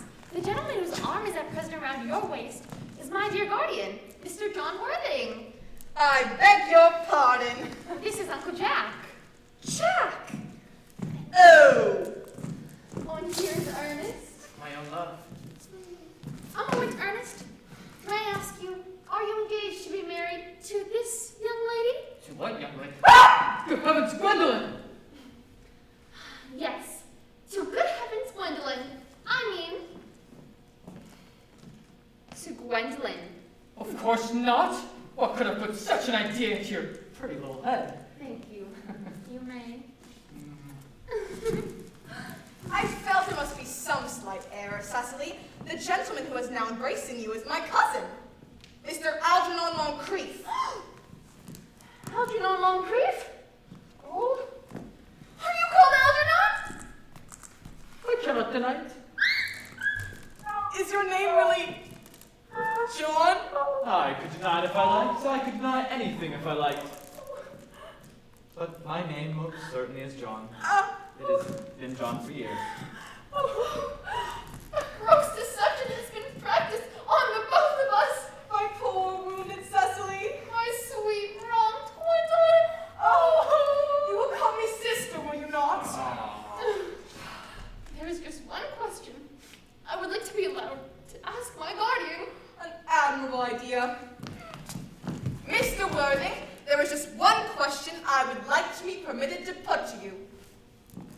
Where is your brother Ernest? We are both engaged and married to your brother Ernest, so it is to some slight importance to us to know where your brother Ernest is at present. Gwendolyn, Cecily, it's very painful for me to be forced to speak the truth. It is the first time in my life I've ever been reduced to such a painful position, and I'm quite inexperienced doing anything of the kind. However, I will tell you quite frankly that I have no brother Ernest, that I have no brother at all, that I never had a brother in my life, and that I have not the smallest intentions of ever having one in the future. No brother at all? None. Had you never a brother of any kind? Never, not even of any kind. I'm afraid it is quite clear, Cecily, that neither of us is engaged to be married to anyone. No. It is not a very pleasant position for a young girl to suddenly find herself in. Is it? Oh, come. Let us go into the house. They will hardly venture to come after us there. No. Men are so cowardly, aren't they?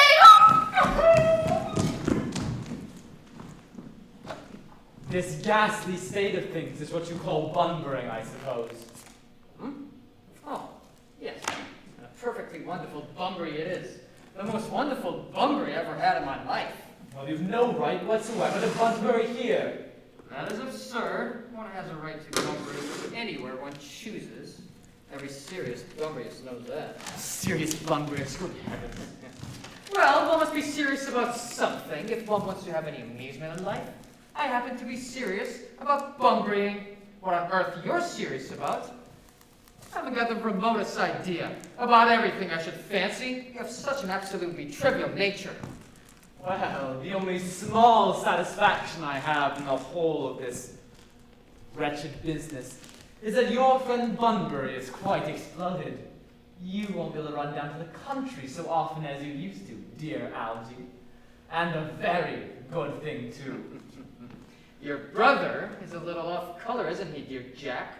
You won't be able to disappear to London quite so frequently as your wicked custom was. And not a bad thing either. As for your conduct towards Miss Cardew, I must say, your taking in a sweet, simple, innocent girl like that is quite inexcusable, to say nothing of the fact that she is my ward. I can see no possible defense at all for your deceiving a brilliant, clever, thoroughly experienced young lady like Miss Fairfax, to say nothing of the fact that she is my cousin. I wanted to be engaged to Gwendolyn, that is all. I love her. Well, I simply wanted to be engaged to Cecily. I adore her. There's certainly no chance of your marrying Miss Cardew. I don't think there is much likelihood, Jack, of you and Miss Fairfax being united. It's no business of yours. If it was my business, I wouldn't talk about it. It is very vulgar to talk about one's business. Only people like stockbrokers do that, and then here we have dinner party. Come on, try to keep it.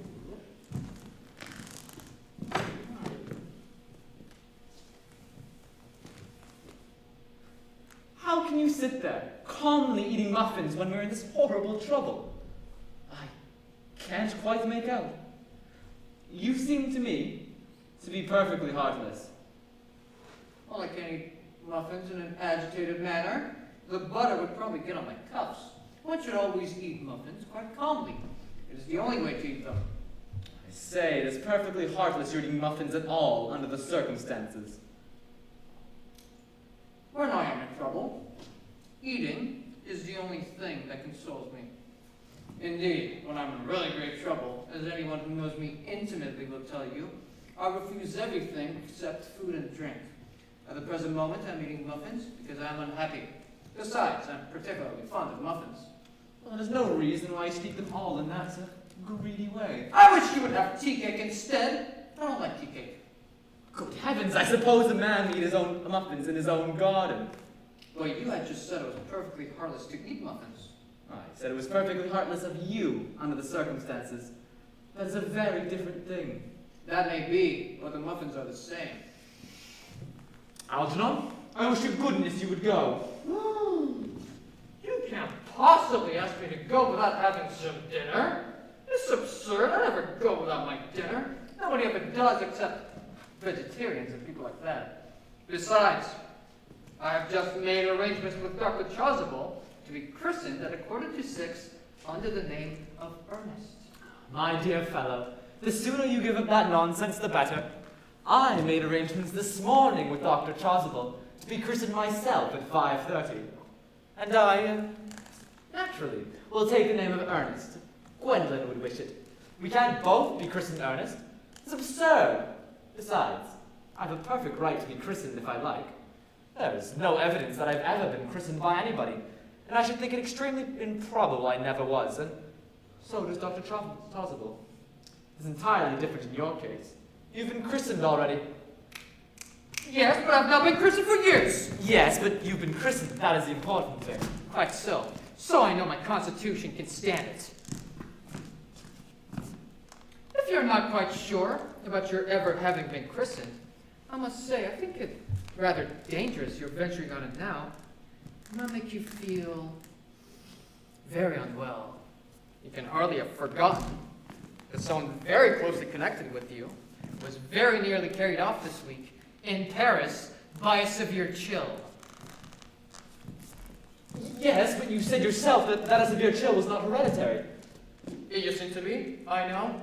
But I dare say it is now. Science is always making wonderful improvements in things. That is nonsense. You are always talking nonsense. Jack, you're at the muffins again. I wish you wouldn't. There are only 2 left. I told you I was particularly fond of muffins. But I hate tea cake. Why on earth then do you allow tea cake to be served up for your guests? What ideas you have of hospitality. Algernon, I've already told you to go. I don't want you here. Why don't you go? I haven't quite finished my tea yet, and there's still 1 muffin left.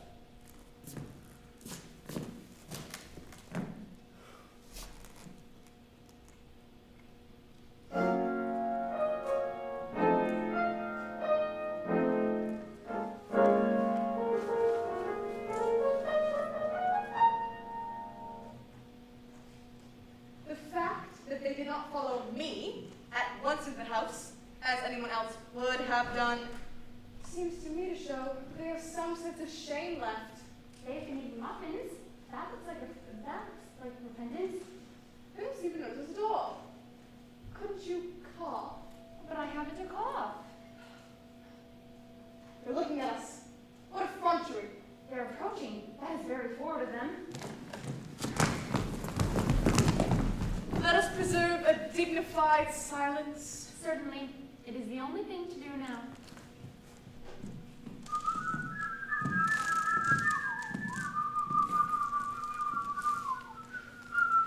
This dignified silence seems to produce an unpleasant effect. A most distasteful one. But we will not be the first to speak. Certainly not. Mr. Worthing, I have something very particular to put to you. Much depends on your reply.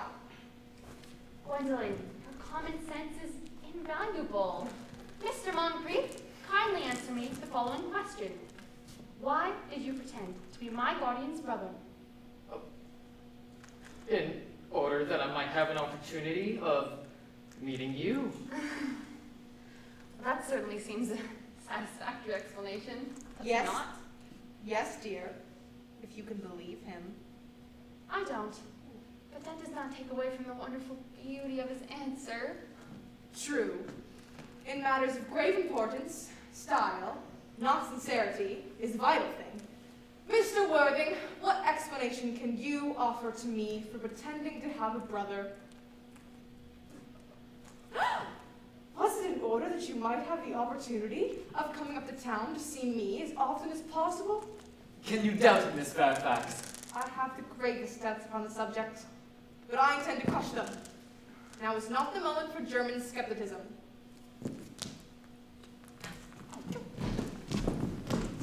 Their explanations appear to be quite satisfactory, especially Mr. Worthing. That seems to me to have the stamp of truth upon it. I am more than content with what Mr. Moncrief said. His voice alone inspires one with absolute credulity. Do you think we should forgive them? Yes. I mean, no. True. I have forgotten. There are principles at stake that one cannot surrender. But we will, which was to tell them. The task is not a pleasant one. Could we both not speak at the same time? An excellent idea. I nearly always speak at the same time as other people. Should I take the time from me? Your Christian names are still an insuperable barrier. That is all. Our Christian names? Is that all? But we are going to be christened this afternoon. For my sake, are you prepared to do this terrible thing? I am. To please me, are you ready to face this fearful ordeal? I am. Oh, how absurd to talk of the equality of the sexes. Where questions of self-sacrifice are concerned, men are infinitely beyond us. We are. They have moments of physical courage of which we women would know absolutely nothing. Darling! Darling.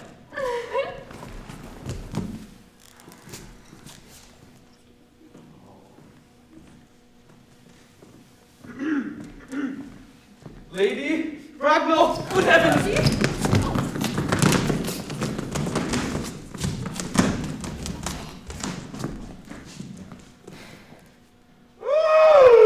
Gwendolyn, what does this mean? Merely that I'm engaged to marry to Mr. Worthing, Mama.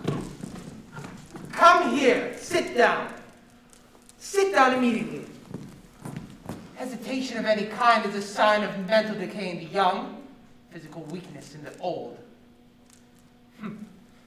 Apprised, sir, of my daughter's sudden flight by her trusty maid, whose confidence I purchased by means of small coin, I followed her at once by luggage train. Her unhappy father is, I am glad to say, under the impression that she is attending a more than usually lengthy lecture by the University Extension Scheme on the influence of a permanent income on thought. I do not propose to undeceive him. Indeed, I've never undeceived him on any question.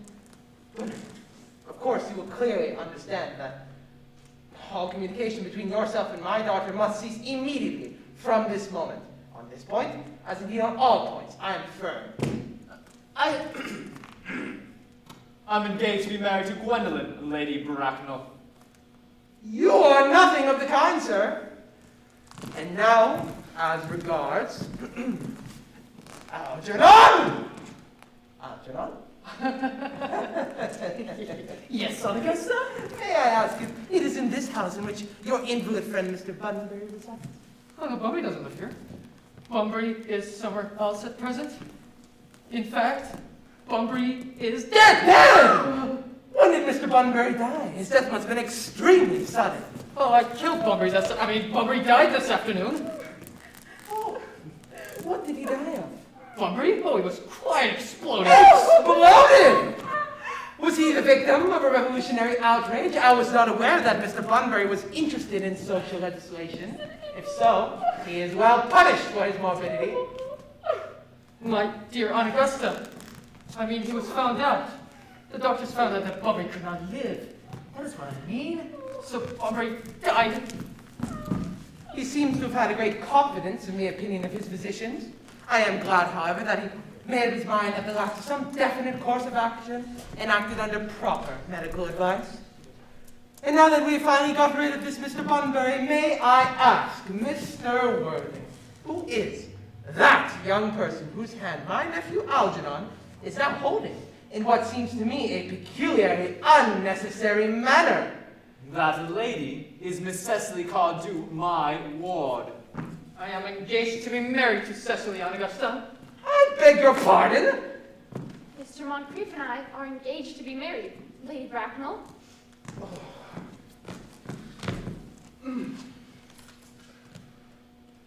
I do not know whether there is anything peculiarly exciting in the air of this particular part of Hertfordshire, but the number of engagements that go on seems to me considerably above the proper average that statistics have laid down for our guidance. I think some preliminary inquiry on my part would not be out of place. Mr. Worthing, is Miss Cardew at all connected with any of the larger railway stations in London? I merely desire information. Until yesterday, I had no idea that there were any families or persons whose origin was a determinist. Miss Cardew, Lady Bracknell, is the granddaughter of the late Mr. Thomas Cardew of 149 Belgrave Square, Southwest Gervais Park, Dorking, Surrey, and the Speron, Fifeshire, North Britain. That sounds not unsatisfactory. 3 addresses always inspire confidence, even in tradesmen. But what proof have I of their authenticity? I have carefully preserved the court guides of the period. They are open to your inspection, Lady Bracknell. I've known strange errors in that publication. Miss Cardew's family solicitors are Messrs. Markby, Markby, and Markby. Markby, and Markby. A firm of the very highest position in their profession. Indeed, I am told that one of the Mr. Markbys is occasionally to be seen at dinner parties. So far, I am satisfied. How extremely kind of you, Lady Bracknell. I have also in my possession, you'll be pleased to hear, certificates of Miss Cardew's birth, baptism, whooping cough, registration, confirmation, vaccination, and the measles, both the German and the English variety. Ah, a life product of incident. I see. though perhaps somewhat too exciting for a young girl. I am not myself in favor of premature experiences.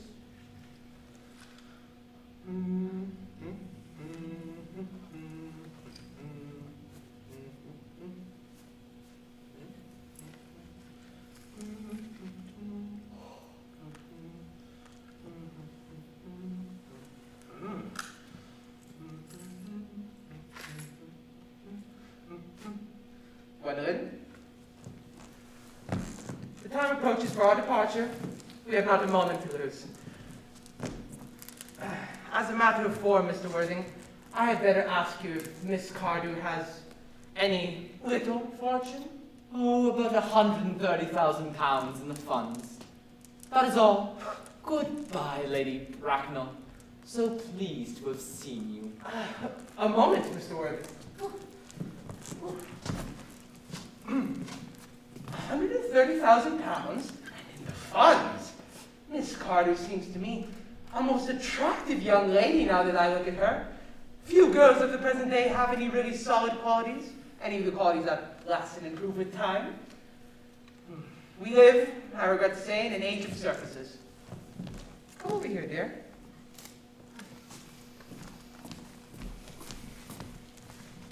Pretty child. Oh, your dress is sadly simple. Your hair seems almost as nature might have left it. But we could soon alter all of that. A thoroughly experienced French maid can produce a really marvelous result in a very brief space of time.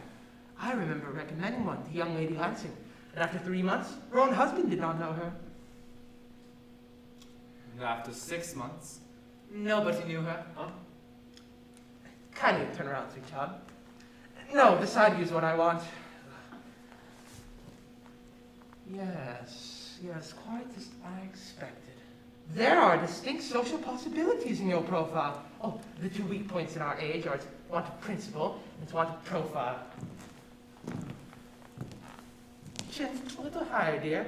The style largely depends on the way the chin is worn. They are worn very high, just at present. Algernon! Yes, Son Augusta? There are distinct social possibilities in Miss Cardew's profile.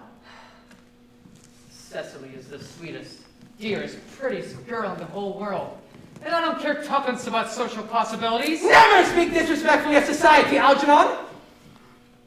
Only people who can't get into it do that.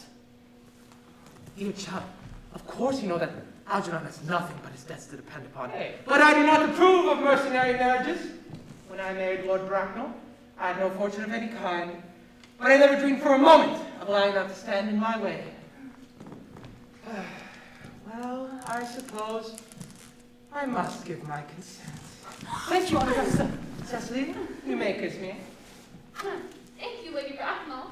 Oh, as for the future, you may address me as Aunt Augusta. Thank you, Aunt Augusta. The marriage, I think, had better take place quite soon. Thank you, Aunt Augusta. To speak frankly, I am not in favor of long engagements. They give people the opportunity of finding out each other's character before marriage, which I think is never advisable. I beg your pardon, Lady Bracknell, for interrupting you. But this engagement is quite out of the question. Miss Cardew is my ward.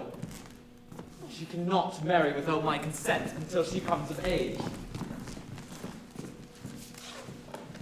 That consent I absolutely decline to give. Upon what grounds, may I ask? Algernon is an extremely, I may almost say, an ostentatiously eligible young man. He has nothing. But he looks everything. What more could one desire? Pains me very much to have to speak frankly to you, Lady Bracknell, about your nephew. But the fact is, I don't at all approve of his moral character. I suspect him of being untruthful. Untruthful? My nephew Algernon? Impossible! He is an Oxonian! I fear there can be no possible doubt about the matter. During my temporary absence in London on an important question of romance, he obtained admission to my house under the false pretense of being my brother.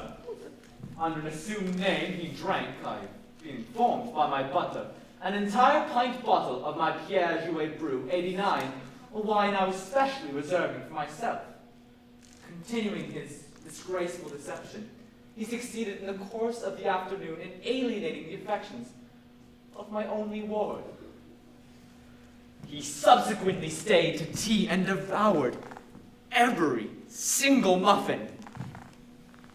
What makes his conduct all the more heartless is that he's well aware from the first that I have no brother, that I've never had a brother, and that I do not intend to have one in the future, not even of any kind. I distinctly told him so myself yesterday afternoon.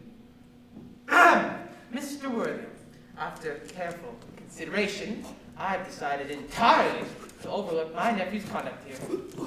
It's very generous of you, Lady Bracknell. My own decision, however, remains unalterable. I decline to give my consent. Come over here, dear.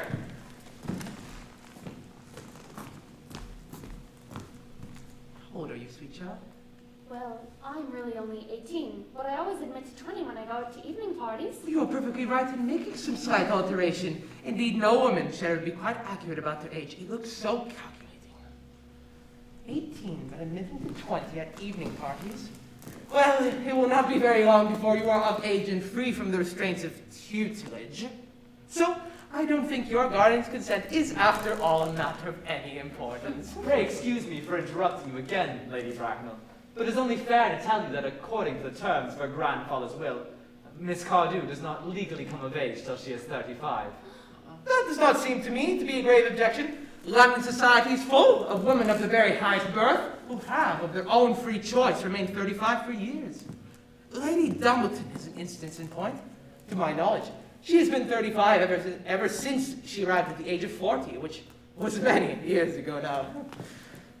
But I see no reason why our dear Cecily should not be even more attractive at the age you mentioned than she is at present. There will be a large accumulation of property. Algie, could you wait for me till I was 35? Of course I could, Cecily. You know I could. Yes, I felt it instinctively. But I couldn't wait all that time. Oh, I hate waiting even 5 minutes for anybody. It always makes me rather cross. I'm not punctual myself, I know. But I do like punctuality in others, and waiting, even to be married, is simply out of the question. Then, what is there to be done, Cecily? I don't know, Mr. Moncrief. My dear Mr. Worthing, as Miss Cardew states positively that she cannot wait till she is 35, a remark which I am bound to say seems to me to show a somewhat impatient nature. I would beg of you to reconsider your decision. But my dear Lady Bracknell, the matter is entirely in your own hands. The moment you consent to my marriage with Gwendolen, I will most gladly allow your nephew to form an alliance with my ward. You must be quite aware that what she proposes is out of the question. Then a passionate celibacy is all that any of us can look forward to. Oh, that is not the destiny I propose for Gwendolen. Algernon, of course, can choose for himself.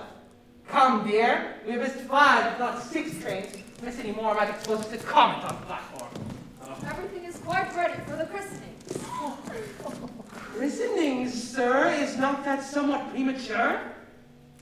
Both these gentlemen have expressed a desire for immediate baptism. At this age, the idea is grotesque and irreligious. Algernon, I forbid you to be baptized. I will not hear of such excesses. Lord Bracknell would be highly displeased if he learned that that was the way in which you wasted your time and money. And I to understand then that there are to be no christenings happening at all this afternoon? I don't think that as things are now it would be of much practical value to either of us, Dr. Chasuble. I am grieved to hear such sentiments from you, Mr. Worthing. They savor of the heretical views of the Anabaptists, views which I have completely refuted in 4 of my unpublished sermons. However, seeing as your present mood is one peculiarly secular, I shall return to the church at once. Indeed, I have just been informed by the pew opener that for the last hour and a half Miss Prism has been waiting for me in the vestry. Miss Prism, did I hear you mention Miss Prism? Yes, Lady Bracknell, I am on my way to join her. Pray allow me to detain you for a moment. This matter may prove to be of vital importance to Lord Bracknell and myself. Is this Miss Prism a female of repellent aspect, remotely connected with education? She is the most cultivated of ladies and the very picture of respectability. Oh, it's obviously the same person. May I ask what position she holds in your household? I am celibate, madam.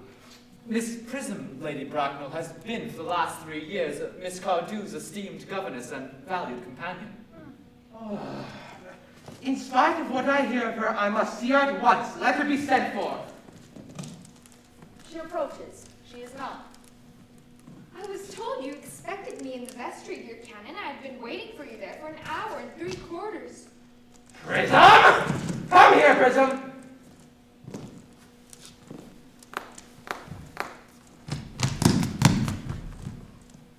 Prism, where's that baby? 28 years ago, Prism, you left Lord Bracknell's house, number 104 Upper Grosvenor Street, in charge of a perambulator that contained a baby of the male sex. You never returned. A few weeks later, through the elaborate investigations of the Metropolitan Police, the perambulator was discovered at midnight, standing by itself in a remote corner in Bayswater. It contained the manuscript of a 3-volume novel of more than usually revolting sentimentality, but the baby was not there. Prism, where is that baby? Lady Bracknell, I admit with shame that I do not know. I only wish I did. The plain facts of the case are these.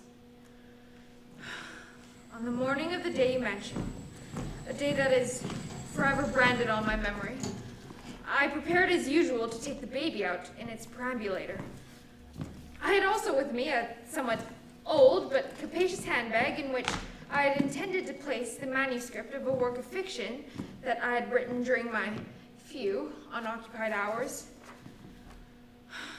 In a moment of mental abstraction, for which I never can forgive myself, I deposited the manuscript in the bassinet and placed the baby in the handbag.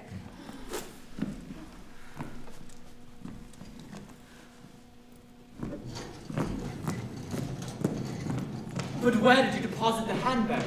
Oh, do not ask me, Mr. Worthing. Insist on knowing where you deposited a handbag that contained that infant. I left it in the cloakroom in one of the larger railway stations in London. What railway station? Victoria, the Brighton line. I must retire to my room for a minute. Gwendolyn, wait here for me. If you are not too long, I'll wait here for you all my life. What do you think this means, Lady Bracknell? I dare not even suspect Dr. Choswell, and he'd hardly tell you that in families of high position, strange coincidences are not supposed to occur. They are hardly considered the thing. Uncle Jack seems strangely agitated. Your guardian has a very emotional nature. This noise is extremely unpleasant. It sounds as if he was having arguments. I dislike arguments of any kind. They're always vulgar and often convincing. It has stopped now. I wish you would arrive at some conclusion. The suspense is terrible. I hope it will last. Miss Prism, is this the handbag? Examine it carefully before you speak. The happiness of more than one life depends on your answer. It seems to be mine. Yes, here is the injury received through the upsetting of a Gower Street omnibus in younger and happier days. Here is a stain on the lining caused by the explosion of a temperance beverage, an incident that occurred at Leamington. And here on the lock are my initials. I'd forgotten in an extravagant mood that I had had them placed there. The bag is undoubtedly mine. I'm delighted to have it so unexpectedly restored to me. It has been a great inconvenience being without it all these years. More is restored to you than the handbag. I was the baby you placed in it. You? Yes, Mother. Oh, Mr. Worthing, I am unmarried. Married? I do not deny that is a serious blow. But who has a right to cast a stone against one who has suffered? Yeah. Cannot repentance wipe out an act of folly? Yeah. Why should there be one law for men and another for women? Yeah. Mother, I forgive you. Mr. Worthing, there's some error. There is a lady who can tell you who you really are. Lady Bracknell, I hate to seem inquisitive, but would you kindly inform me who I am? I'm afraid the news I have to give to you will not altogether please you. You are the son of my poor sister, Mrs. Moscrop, and consequently, Algernon's elder brother. Algy's elder brother? I have a brother after all. I always said I had a brother. Cecily, how could you have doubted that I had a brother? Dr. Choswell, my unfortunate brother. Miss Prism, my unfortunate brother. Gwendolyn, my unfortunate brother. Algy, you young scoundrel, you'll have to treat me with more respect in the future. You've never behaved to me like a brother in all your life. Well, not till today, old boy, I admit. I did my best, however, though I was out of practice. My own. But what own are you? What is your Christian name now that you've become someone else? Heavens, I've quite forgotten that point. Your decision on the subject of my name is irrevocable, I suppose. I never change, except in my affections. What a noble nature you have, Gwendolyn. The matter had better be cleared at once. Aunt Augusta, a moment. At the time when Miss Prism left me in the handbag, had I been christened already? Every luxury that money could afford had, including christening, had been lavished onto you by your fond and doting parents. Then I was christened. That is settled. Now, what name was I given? Let me know the worst. Being the eldest son, you were naturally christened after your father. Yes, but what was my father's Christian name? I cannot at present moment recall what the general's Christian name was, though I have no doubt that he had one. He was eccentric, I admit, but only in later years, and that was a result of the Indian climate, and marriage, and indigestion, and other things of that kind. Algy, can't you recollect what our father's Christian name was? Oh, my dear boy, we were never even on speaking terms. He died before I was a year old. His name would appear in the army list of the period, I suppose, Aunt Augusta. The general was essentially a man of peace, except in his domestic life, but I have no doubt that his name would appear in any military directory. The army list of the last 40 years out here. Delightful records should have been my constant study.